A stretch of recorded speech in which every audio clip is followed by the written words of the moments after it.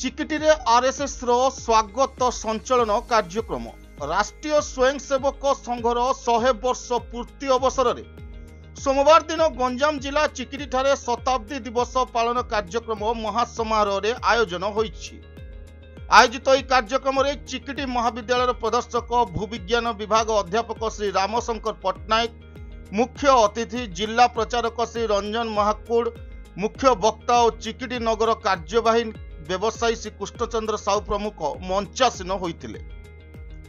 देश में उपजुथिबा विभिन्न जरूरीकालीन स्थिति रे संघर भूमिका को से उपस्थापित करथिले। स्वयंसेवक चिकिटी विधायक श्री मनोरंजन दयान सामंत, क्षेत्र ग्राम्य विकास प्रमुख अशोक कुमार पाढ़ी, कनिसी मंडलर संपर्क प्रमुख अरविंद साहू प्रमुख उपस्थित रही कार्यक्रम संचालन में सहयोग करथिले। कार्यक्रम में 100 जणिया स्वयंसेवक दल गणविशेष घोष वादक समेत 4 किलोमीटर पथ संचालन करथिले।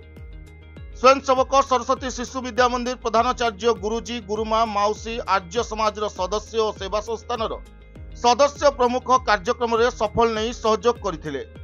Bureau report Narad news Odia.